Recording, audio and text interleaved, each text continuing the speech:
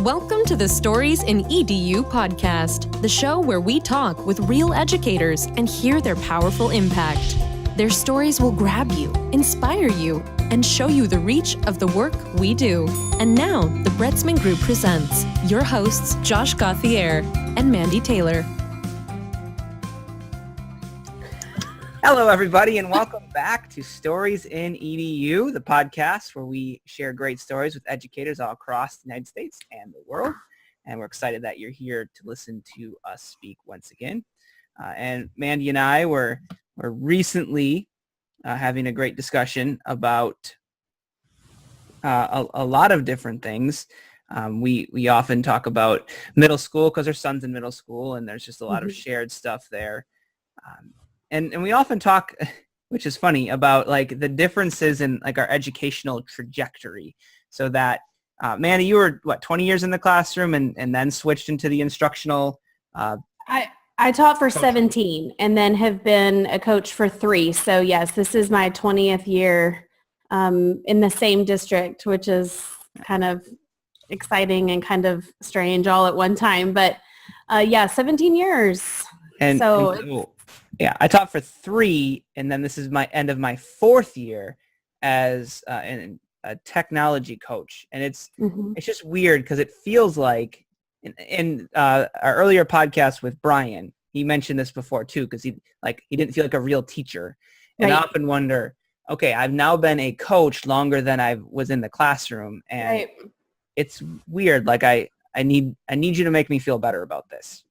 Well, and I think that's funny because I remember Brian saying that, or it was one of the people that was like, I just got here.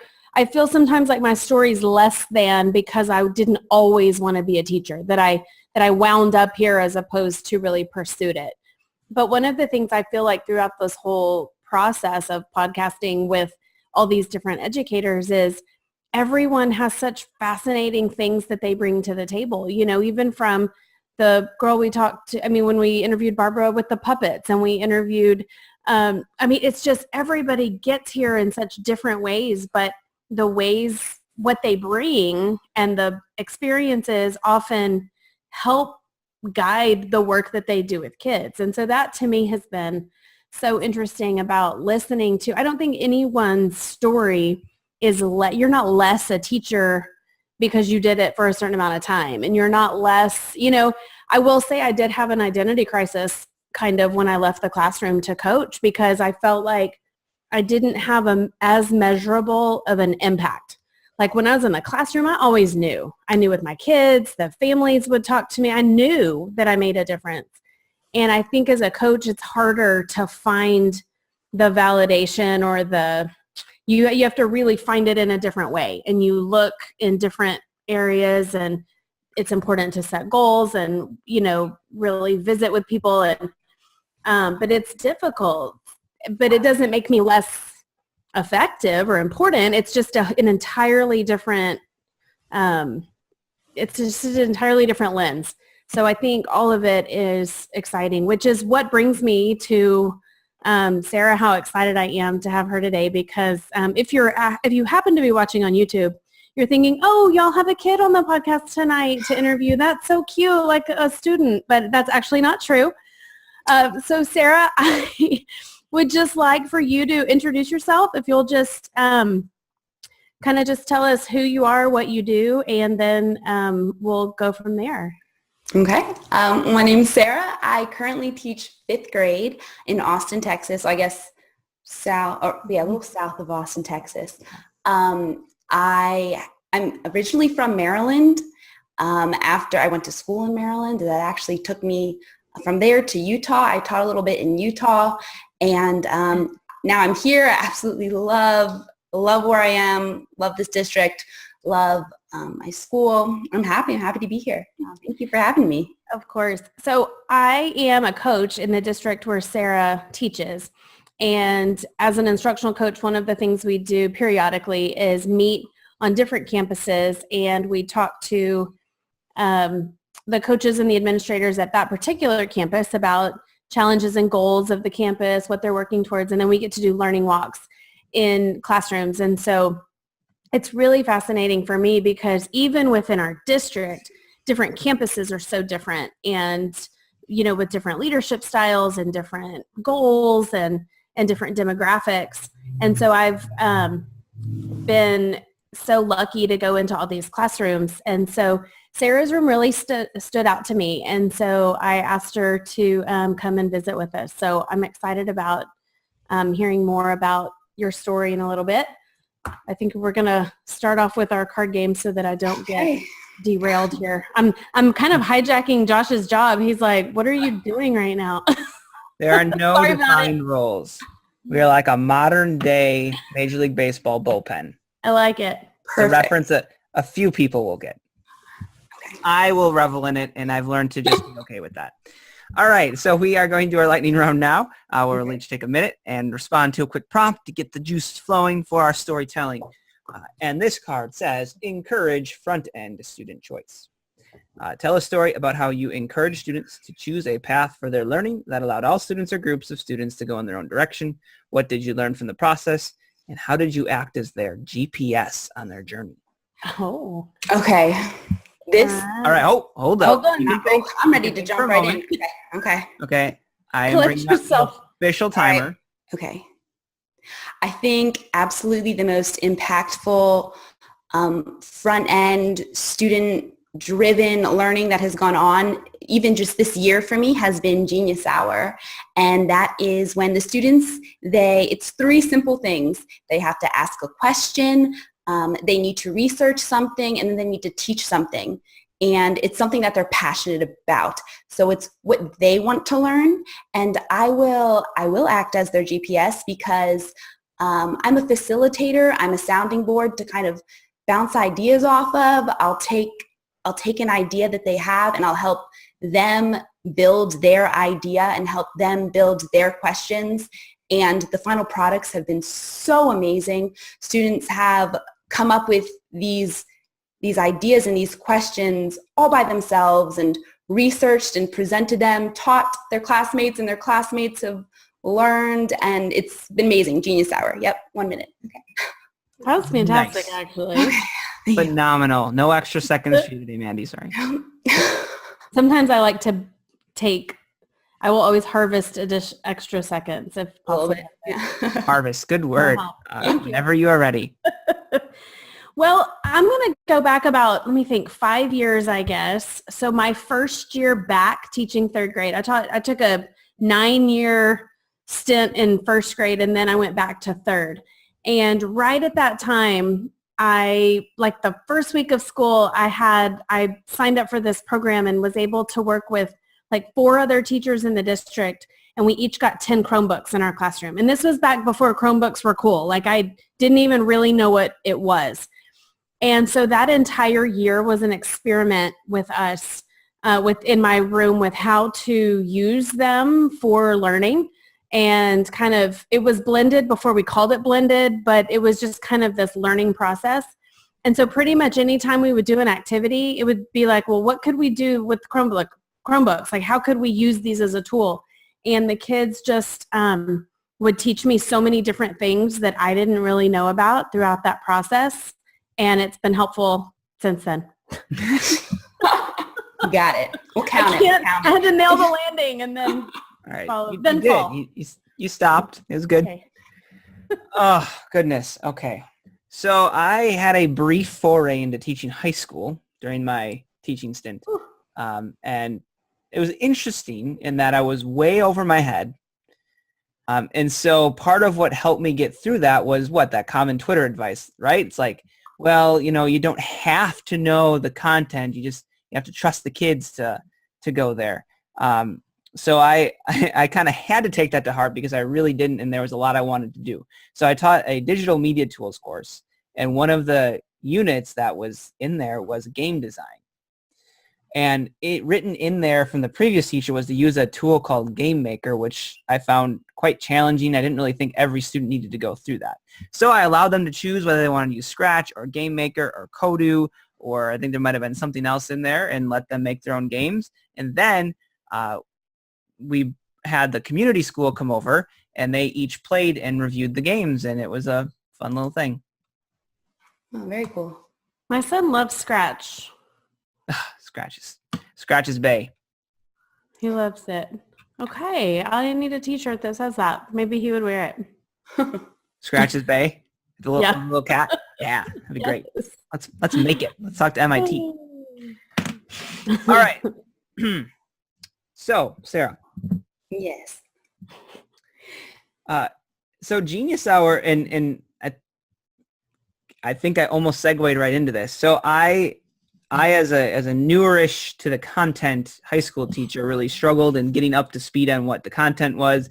So thus trying to go like this open student choice within the content was a struggle because I'm not sure we really hit the targets I was hoping we would hit. And you know, I think overall it was good for the kids because they really got to level themselves. It was a pretty low ceiling, high floor type thing. But, you know, I wish I would have known a little more. So you mentioned you're 4.5 years in. When did you start Genius Hour? This year, at the very beginning of this year.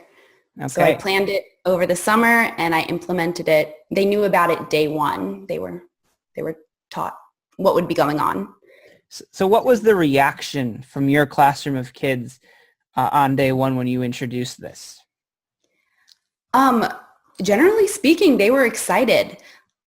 Students do projects all year long, but letting them know that once a week they would be doing a project on something that they wanted to do a project on. And then showing them some examples. We watched some videos, just generated a lot of excitement. And then honestly, we just started with a list of their passions. I had everyone write down things that they loved, things that they were very interested in. And we went from there.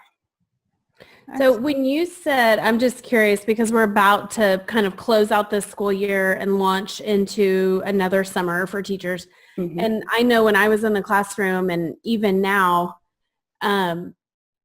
I'm so excited about summer because then I can really have the time to read and learn new stuff. Yes. Because during the school year, I kind of have to turn down that noise because it's too much, but I'm wondering like what resources did you use to kind of learn about Genius Hour? Where did you hear about it? What were your go-tos? Because kind of starting a new thing like that, and like you said at the very beginning of the year, a lot of times you'll try to get everything going and stuff like that, but it sounds like you just kind of bit it off so you could say, okay, like I'm not going back. I'm the type of person where if I hear a good idea, I'll want to implement it tomorrow. Yeah. I will want to do it right away. And it was actually just word of mouth from a colleague. And she said that she was at a training and she heard about this. And the second I heard what it was, I just said, yes, I'm doing that. Like I just knew that I was going to do it because that's an opportunity that I wish I had as a student. I wish I got to do that as a student. So I kind of knew right off the bat it would be a hit. Then I did a little research online just to make sure that I was going in the right direction. And I kind of just grew it myself in my classroom and with my students this year. It's been a learning experience. But I can't imagine myself ever not doing Genius Hour now. So you're still in school, correct? Yes, for about a day and a half more. Okay, so I'm assuming this process has wrapped up. Not quite. Okay. I actually have, I think 2 students are presenting tomorrow. I mean, it's perfect end of the year activity too, because these kids are working on projects that they really want to work on and they really want to share. So we're about to wrap up. What are some examples of some of the things that they've done? Oh my goodness. We've had, I had a student who loved Minecraft. So he did a project on how can playing Minecraft like help with engineering. It had to do with engineering in Minecraft, or, how could playing Minecraft help him learn about it. I had a student who is interested in becoming a police officer, and he wanted to learn more, and he actually ended up interviewing my father, who was a police officer in Washington, D.C. for 30 years, and it was the coolest thing. He had to write the questions. we called up my dad, he recorded it, and then went back, typed it up, put it in his own words. Fifth grade. Yeah. Fifth grade. I learned what Bitcoin was because I had a student who was interested in what Bitcoin was. That's awesome. That's what they were able to start with from the beginning of the year to where they are now. Like, I didn't even have to, towards the end of the year, I really didn't have to do much expanding of their questions. It's like Mandy said, I'm really big on, tell me more, go deeper. And they're at the point now where they're so empowered, they're doing it themselves. Mm-hmm. And they grow off of each other.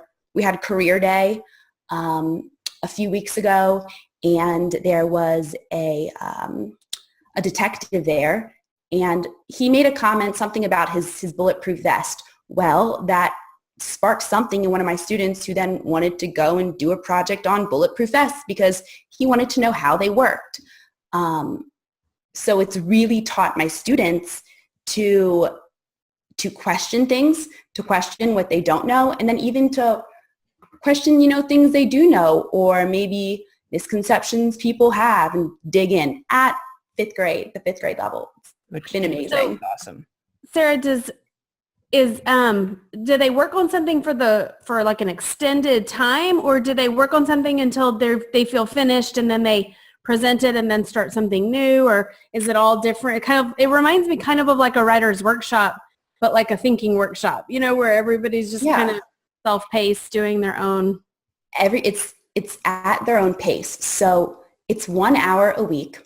And like I said, the only criteria is they have to ask a question, research, and they have to teach. They have to present something. So for some students, maybe that takes 2 weeks. For another student, it might take 2 months, depending on, it differentiates itself. Right.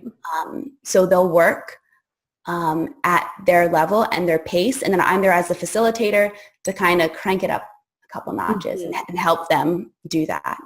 So you offered time on, was it Fridays typically? How was the structure of where you embedded Genius Hour within the rest of your day-to-day? We did it every Friday, so it was set into our schedule at a specific time. And it was always there. I didn't use it as a bargaining chip. It wasn't if you do your work, if you do this, we'll do that. It's something that I feel was so incredibly needed. It was written into my schedule. It was actually on my schedule for that hour. It says Genius Hour. Was it a literal hour? Like Okay. Yes. So elementary school, fifth grade, you had your kids all day? No, we're departmentalized. Okay, so you're more similar to like my intermediate school where they go to a different teacher for math and science, and they have we have teachers that are social studies ELA, and then we have teachers that are math science, and then we have the specials. Yes, same. Okay. So I think about that because so we have that set up at my intermediate school, and then the middle school I work at, it's then even broken down further now where there's it's a block math, block of ELA. So as far as the time commitment then, because this is, you didn't have them all day, you're giving up that hour. I shouldn't say that. Utilizing that hour differently every Friday for that purpose. Right. What did you find the impact was in the rest of the curriculum? Because I'm sure you had to get that stuff in too. So how was the balance there? Where did you find that going? Okay. As far as the curriculum goes, with the amount of research and the type of research that my students are able to do, I feel like it goes even deeper than the research unit in our standards for our curriculum. Really, it just enhanced everything. While they're reading, they're questioning, and that's always my big first week of school is always metacognition, thinking about your thinking, questioning, thinking while you're reading, and they had to apply that to every article they found. I really don't think that 1 hour was diverting from the curriculum at all. If anything, I just think it was enhancing and going deeper than, if I just would have gone based off the number standards and tried to, make a lesson for one of those. Right. Well, and one of the things as a coach that has been interesting to me, I'm an instructional coach for K-5 every content area. So I've taught some grades, but I certainly have not taught everything that I'm in a building supposed to support, Mm-hmm. So what has been really helpful for me is I have, we're in Texas, Josh, so we have the TEKS instead of Common Core. We've got the TEKS or our standards or Texas Essential Knowledge and Skills. So I have an app on my phone with the TEKS on it so that no matter where I am, if I can always just like search and go, okay, yeah, that's the division standard for third grader. That's what this is here.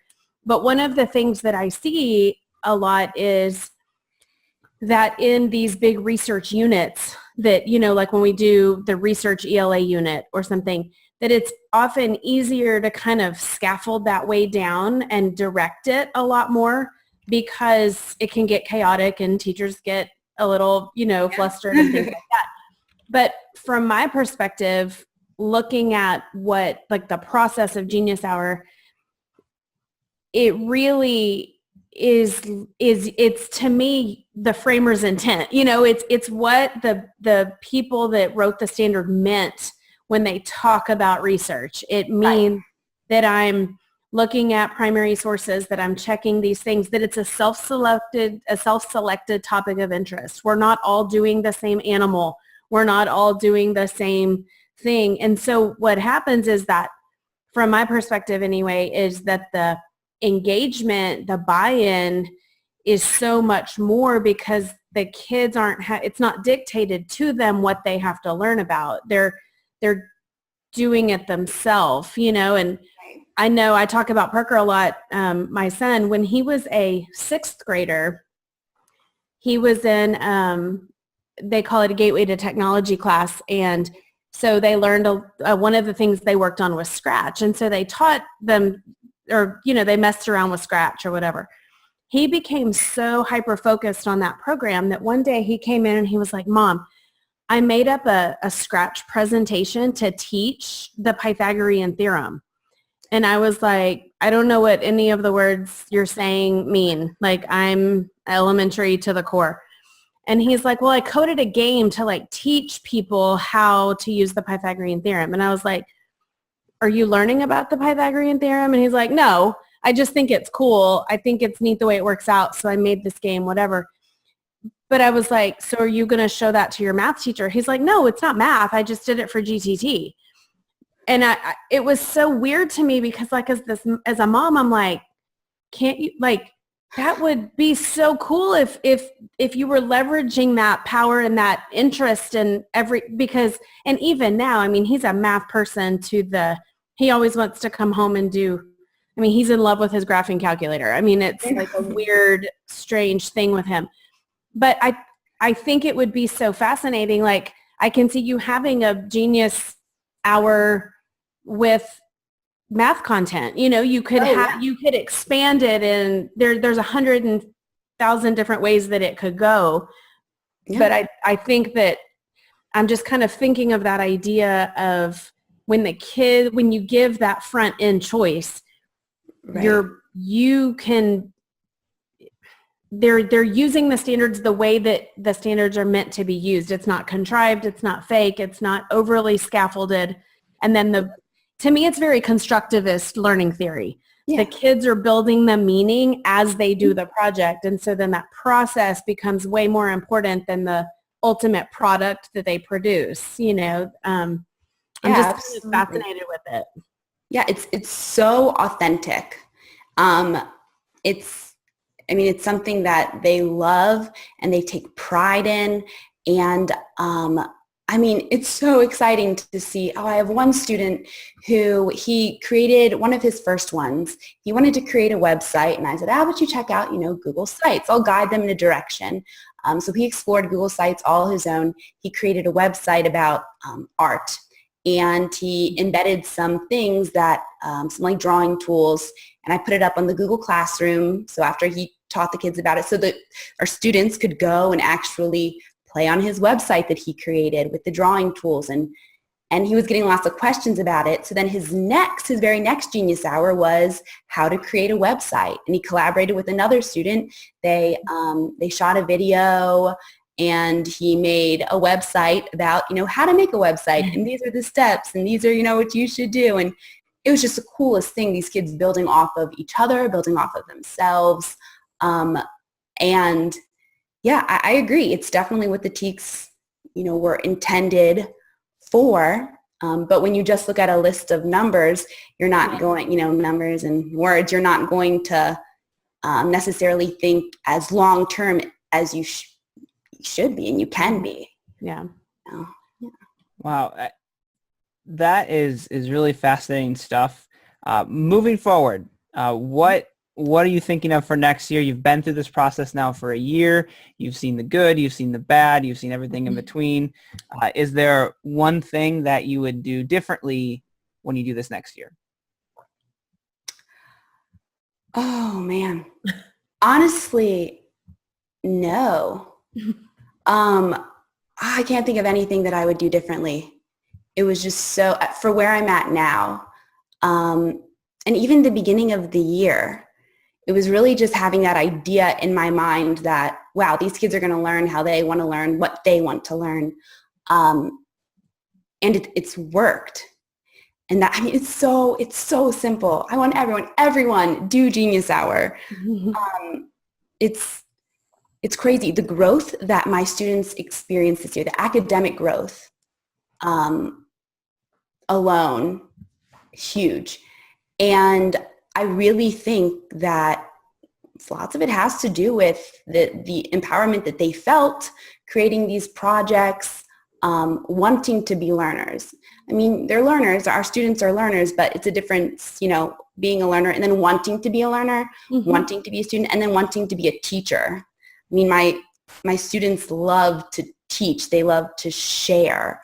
And I'm actually starting off the year with a little showcase. I'm going to start off next year with a showcase of some really cool projects this year, little videos that a couple students put together, kind of setting up Genius Hour, making it exciting. So I don't have to do it this year. I mean, it'll be my kids that just left that are hoping they can do Genius Hour forever. So 6th grade teachers, just make sure, slide it in if you can.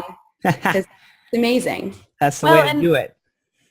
The other thing, I love the way that the posture you take in regards to being a teacher, because I think the longer that we teach, the more comfortable we get with being the one that gives the information and just a lot of us, I don't know, I hate to overgeneralize, but I wanted to be a teacher because I wanted to write on the chalkboard and I wanted to read books and I wanted to be in charge of the kids and walk the line, take them to specials. And I've always loved the teacher part of teaching, but we are in a very different time now with that teaching role is moved almost to more of a facilitator role. And there are definitely things it's not that teachers are obsolete. It's just that our role has shifted, and everything you say, like you said, I don't even have to do the intro anymore.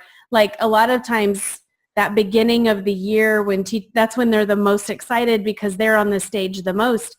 Like your whole countenance even is about decentering yourself and really letting the kids run the show. And I think that makes me think of the Paul Solar's book about, he just really talks about that idea of the student ownership of the classroom. And I just think that that's a neat, so early in your career for that to be the way that you kind of see yourself and the role that you play in the classroom. And I think that's empowering. It can't help but empower your kids to be learners in that way. Thank you. You're welcome. All the good feels right now. Yes. Sarah, it has been awesome having you on the podcast. Well, thank and you. It's going to be fun seeing your story play out over the next few years in the future as you explore Genius Hour. And maybe get the kids to do TED Talks at the end, maybe. Yeah, that's where we're headed. So we can talk more about that because we just finished up with our big TEDx event that we had here with middle school kids, 7th and 8th grade, but 5th graders could do that too. Absolutely.